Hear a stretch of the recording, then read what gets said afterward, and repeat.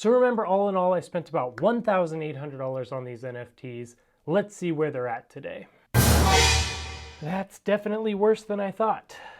Hey there guys, it's Professor G here. This is going to be a little bit different of a video, and I'm hoping that there's going to be a lesson that you guys can learn from my mistake, because I definitely made a mistake here. My goal is to set you guys up for success, even if that means showing you guys my mistakes. So with that, I'm not 100% sure how much money I've lost in these NFTs, but I'm definitely down. And so what I wanted to do was check on that live with you so that we can all find out together. I'm hoping that I've only lost about half of my money, but it's looking grim out here, y'all. I'm going to start by showing you guys the NFTs that I decided to purchase and invest in about 2 or 3 months ago, and then we're going to look up what they're worth today. And to be 100% honest, I haven't checked on these in about a week, but the last time I did check, it wasn't good. There is a chance they could be up, hopefully. First and foremost, those of you that do subscribe to the channel, you know that I'm a pretty safe investor. I like things like index funds and ETFs. Even with cryptocurrencies, I stick within the top 10 or so of the crypto world, things like Bitcoin and Ethereum. So going off on a limb like this is definitely against my personality and against my investing thesis. I'm a professor and I teach students all day long how to manage their money and how to be financially literate. So I take managing money and picking investments very seriously. Well, I messed up. You see, up until this point, all of my investments have done well, to be honest. Partially because I pick safe things, but also because I do exactly what I teach you guys to do. Before actually putting money into any investments, I usually spend 10, 20, 100 hours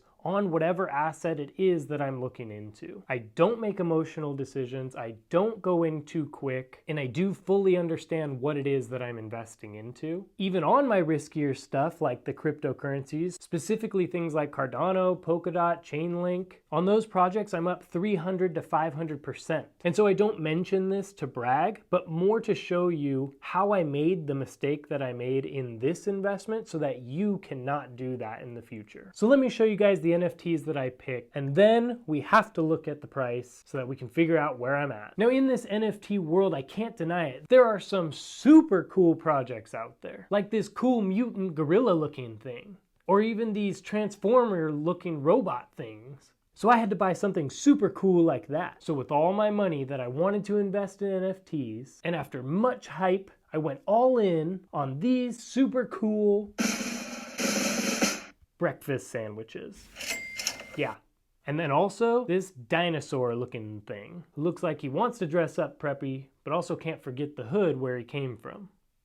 Whatever. The idea wasn't to hang these absolute specimens of digital art in my living room. They were to make money. So I picked these specific ones because a good friend of mine came to me and said, look, first of all, I've made a whole bunch of money in stuff like this. He showed me how there's trends and that there are patterns specifically within the Twitter community. And he showed me how the past projects that he had made started exactly like these ones are starting, with the communities and with the hype that was starting to build. He also showed me a whole bunch of other complex metrics and different things that I definitely should have looked deeper into. But I thought, hey, this guy knows what he's talking about. He made about thousands of dollars on this, and I trust him. He's a really good friend. The other thing that he did was that he actually bought a couple of these breakfast sandwiches and a couple of those dinosaurs. So with all that put together, and with the fact that I was a little bit overconfident about this crypto space and my understanding of what's happening, I went for it. And so those were the main mistakes that I hope that you guys can see that I did and that hopefully you won't do. Number one, I was overconfident. Number two, I listened to someone blindly. And number three, I never did further research on that specific investment itself. All right, so now that we understand the mistakes that were made and that you guys will definitely not do that in the future, let's talk about the damage here. At the time of purchase, Ethereum was at about $4,000 per coin. I minted these 3 sandwiches for about 0.3 ETH,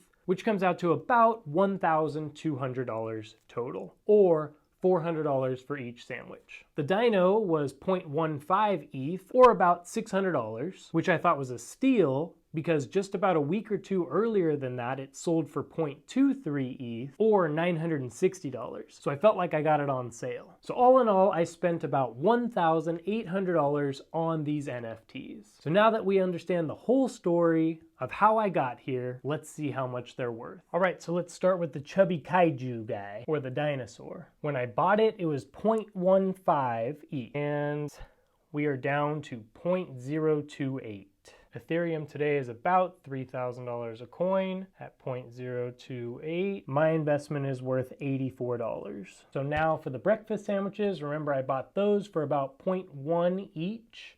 0.3 total, and there's 3 of them. We are looking at a floor price of, no way, 0.01. When I bought it, it was 0.10. That means I've lost 10 times my investment on that. Is that the way 10x works, Grant? All right. Knowing that the Ethereum is about 3,000, each one of my little breakfast sandwiches is worth a whopping $30. So I originally spent $1,800. Now it's worth $174. That is worse than I thought, to be honest. So here's the thing, guys. I'm not happy with what happened, but I'm also not surprised. I tell you guys the number one rule of investing is to only invest in what you 100% understand. In this case, I about 75% understood, and for that, I've lost a good amount of money. Fortunately, the bulk of my investments are in things that I 100% understand, and for the year I'm up about 5 times what I've lost in this investment, so I can't be too mad. I am happy that I was able to document this so that I can share it with you and with my finance students this week in a nice little case study. So go ahead and learn from me, and let's get back to investing in what we 100% understand moving forward. That's it for today. Have a good one, and I'll see you on the next one.